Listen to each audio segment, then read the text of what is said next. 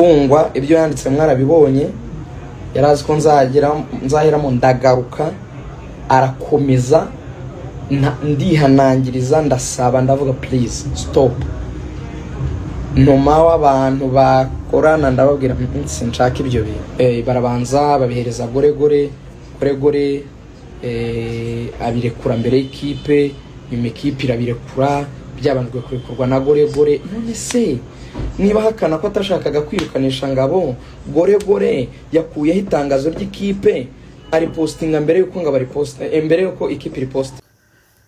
Iki ni ikiganiro ugiye gukurikira cya Rigani yakoreye kuri live ya Instagram ndetse agenda asobanura impamvu gore avuga ni Lorenzo ndagira ngo ubyumve neza. Noneho aravuga uko yagiye yirukanwa ndetse anagaruka ku rugero ubu buryo nyine yamugereranyije n'uburyo ari umuntu udashobotse nkuko we yabyivugiye mu magambo ye. Ndagira ngo ukurikire cyose kuko byose yagiye bisobanura n'ibyo utasobanukiwemo atangira yagiye bisobanura akantu ku kandi kuko bagiye babimubazaho ndetse byaba byiza nawe ubyumvise kugira ngo nawe uze kuduha igitekerezo umaze kumva icyo Rugaju Rigani yabwiraga ubita Lorenzo. Ati wazongerwa kubita gore kuko ko yakuzonze. Oya nta ibintu nka biriya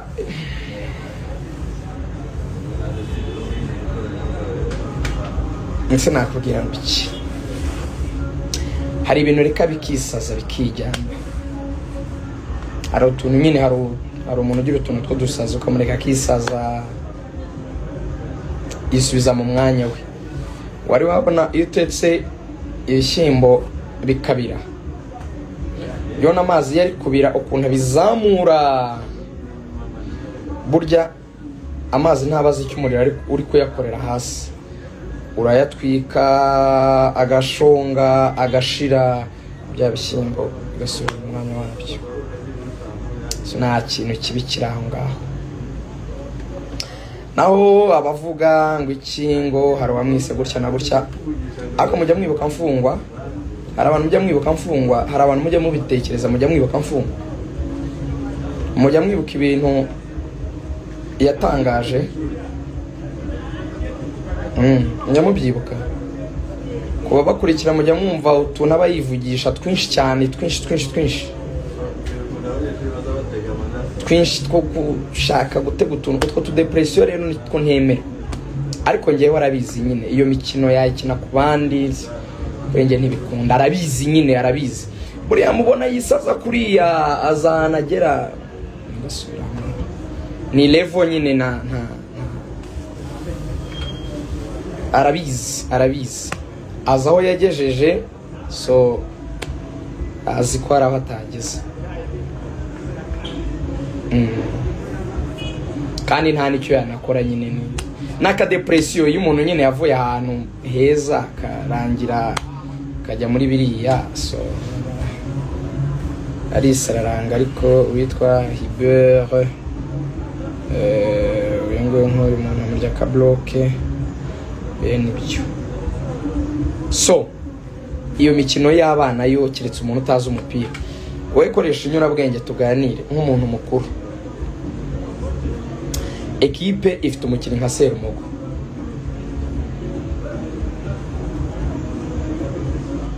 Serumogo ni umukinnyi ufite kontra muri Rayon. Serumogo akinnye match ya APR abanjemo. Serumogo akinnye match ya Al Hilal abanjemo. Muri media hari radio isivuga ngo Serumogo ari gutsindisha Rayon ngo yagiye gusesa amasezerano nawe mbere yuko biba. None se ndabaza ikibazo ko ari gero yakinaga idafite abakinnyi 18 bajya kuri feuille de match donc ifite abakinnyi bake Munezero wagutase nk'ahantu yabagufashije cyane akaba ari akantu keza cyane. So niba abakinnyi bagiye mu kibuga batuzuye 18 bakajya mu kibuga bagakina umupira ufite abakinnyi bake ni gute ushobora kuvuga ngo umukinnyi ndamurekurira ubuntu afite amasezerano? Ndabaza ibintu bitatu. Umukinnyi ari kurwa kubera ibintu bitatu. Reka duhere ku cyambere. Shabarara yari yaguzwe muri Musanze miliyoni 22. Serumugo ajya gukina match ya Al Hilal bivuga ko yari afite release leta. Kuba afite release leta, ibyo ni ibintu byagaragaye ko yavuye muri match ahita ajya kuri airport gutega indege. Bivuga ngo yasohotse muri match ya Al Hilal ahita ajya gutega indege. Bivuze ngo umuntu yagiye gutega indege, ntago indege bayitega nka bisi. Bivuga ngo deja yari bookings, ni ibintu yamenye mbere. Bashesha amasezerano nkuko babivuga, bamuha release leta, akina match ya Hilal, akisoza ahita ajya ku kibuga cy'indege, ahita ajya muri Sudan. Ikibazo cya mbere kirabaza ngo ko yari afite amasezerano agiye kujya muri Sudani, kontra yasheshwe kubera iki? Ese niwe waje kubasaba ngo duseze kontra? For what? Like for what? Ko yabanzaga mose arasesa kontra ngo bigende bite? Kuko umuntu asaba gusohoka mu kazi ari uko akazi katamuryoheye. Ariko yarakinaga, yakinnye match ya APR abanzamo niye Hilal. Icya kabiri, ni rero yamusabye ko basesa amasezerano. Niba rero yaramusabye ko basesa amasezerano, yabimusabye ishingiye kuki?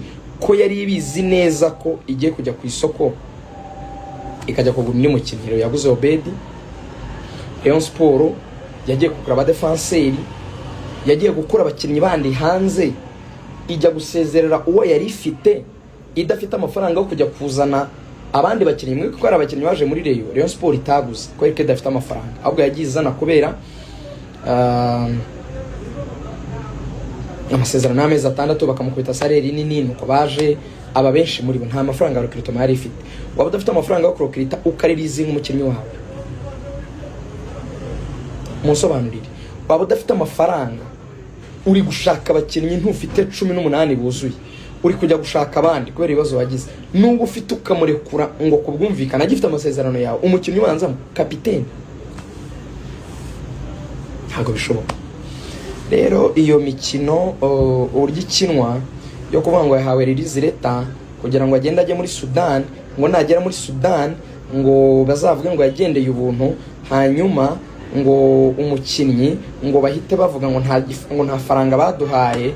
Oya, niba wumva babaye genda ubiregere ku kazi.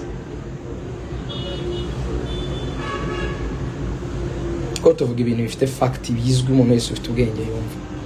Umukinnyi utagize ikibazo, utavuze ngo yagize case ya indiscipline, ngo swate yakoze amafote lourde, wenda urabona nka biriya byabaye kuri uyu mu defenseur Aimable yagiye ikibazo na Rayon Sport, kirumvikana, bimaze kuba barashwana na president, umukinnyi amara ukwezi, amara amezi 2 hadakina, kandi agomba guhembwa. Ikipe iravuga ati turi muri Rose, naguma hano ntitumurekure turahendwa, tuzakomeza kumuhemba, kandi dukomeza kumuhemba tuzisanga biduhendera ubusa.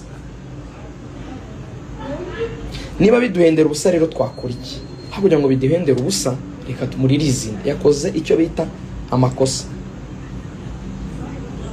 None umukinnyi utakoze ikosa yakinaga match ya Hilal, wumve ko match yarangiye nk'aya masaha ahita yurira indege ajya muri Sudan, ngo twatandukanye, ngo duhanye uburenganzira bwo gusesa amasezerano.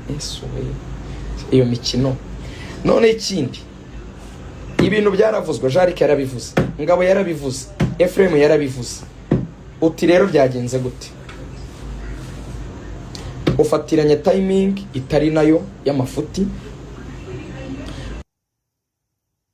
ugiye gusohora itangazo ry'uko mushimira Ngabo, ugiye ko bakugiye gushimira Ngabo, ariko byaba byiza dushatse ikintu gituma ibi bintu bya Ngabo bitaza kuvugwa cyane, kuko byari byateje urusaku mbere. Batereka dushaka ibintu duhita tuzana, dushaka undi muntu duhita nawe dukubitamo, ati turangiza tuhite duhisha ibyo bintu bya Ngabo, ntihagire no komeza kubivugaho. Duhindure donc yaho intambara yariri, tuyikuri iburyo tuyerekeze ibumoso. Ese niyo mikino ni mikino ki? iyo mikino Gatete turagufasha rwose, ntabwo tukuri muvinga gusa. Gatete 250 tukurya ka bloke tukakohereza ibishanga tukikomeza ikiganiro. So ibyo rero bagiye kubikora babikora nabi, barabanza babihereza goregore abirekura mbere y'ikipe, nyuma ikipe irabirekura, byabanjwe kurekurwa na goregore. None se niba hakana ko atashakaga kwirukanisha Ngabo, goregore yakuyeho itangazo ry'ikipe ari postinga mbere yuko Ngabo ari posta, mbere yuko ikipe iri postinga.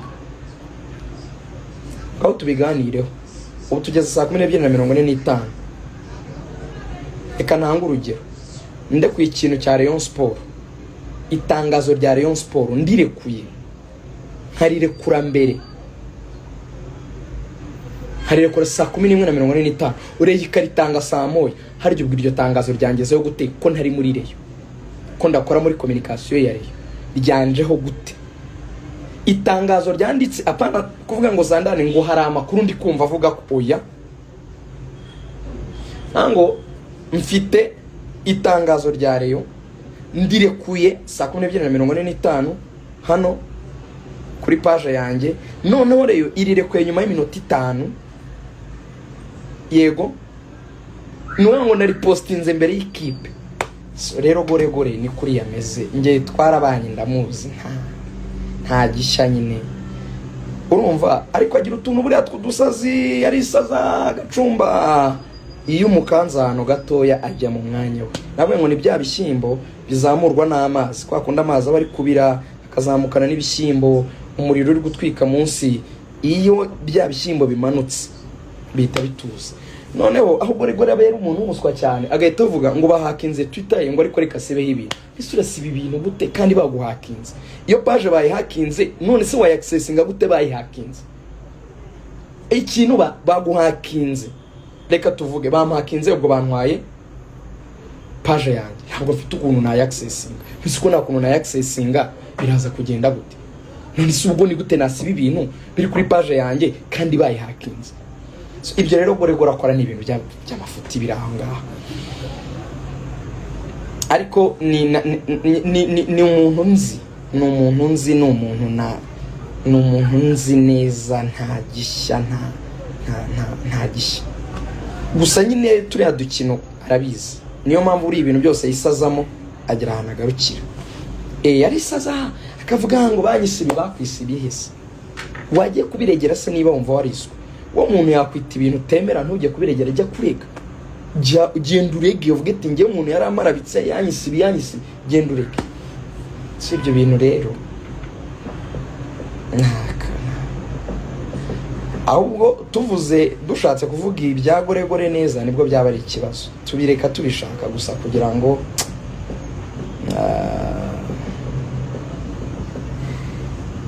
turamureka. Ariko nakomeza buri ibintu byinshi tubikorera kubaha institution dukorera, abayobozi batuyobora mu bintu byinshi bitandukanye, ukavuga uti ko yuko hari icyubahiro mbagomba bo nkabo, reka mbyihorere, ukagira ibintu tuzamo nyine. Ariko nyine urumva ntabwo bavuga ngo ngo bampakinze ngo bashyizeho ibintu nkuko najya kubona nkabona hari nk'ikintu kuri page yanjye ntazi iyo cyaturutse. Harya bampakinze hari ikintu ntashyizeho, donc bampakinze bagishyiraho, harya ubwo nagikuraho?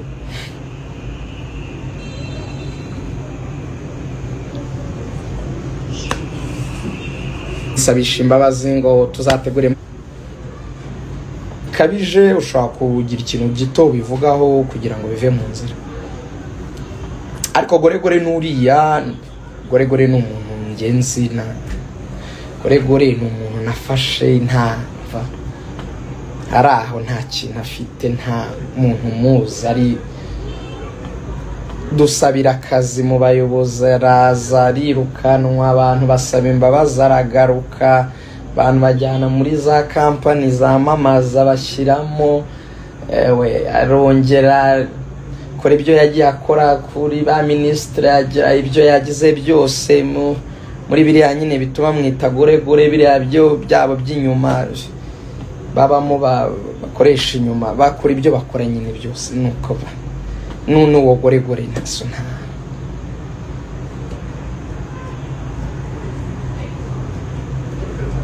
ntago wabijyamo cyane, uhitamo nyine kurubu akabije. Nge manateguje arabizi. I will disclose everything. I will disclose everything. I will disclose everything. Guhera ku bwa mbere ava aho yavuye ku kazi kugera bwa kabiri hava icyabaye, mfungwa, ibyo yanditse mwarabibonye, yarazi ko nzahiramo ndagaruka, arakomeza ndihanangiriza, ndasaba, ndavuga please stop. Ntuma w'abantu bakorana ndababwira sinshaka ibyo bintu, urumva? So ari ukuntu rero umuntu agenda ukabona yakabije, rimwe ukaba wamusubiza kugira ngo tuze.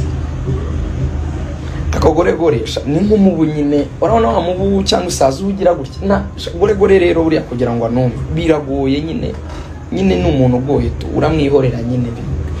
Sometimes bisaba kumureka nyine, bisaba kumureka ariko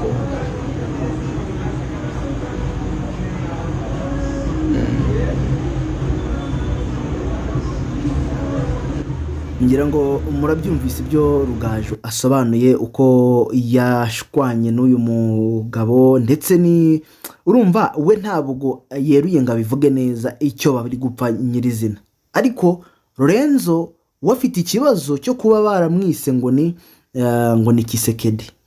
Ibyo ngibyo nabyo Rugaju yavuze ati niba ibyo bintu koko byaravuzwe cyo gutanga ikirego nta kibazo nzitaba. Arongera akomoza ku kintu Reyo yanyomoje barimo baramuvugaho ko yabeshye ku bya Serumogo, ayongera arabishimangira ati ibyo bintu ntibishoboka, ndabizi neza uko byagenze.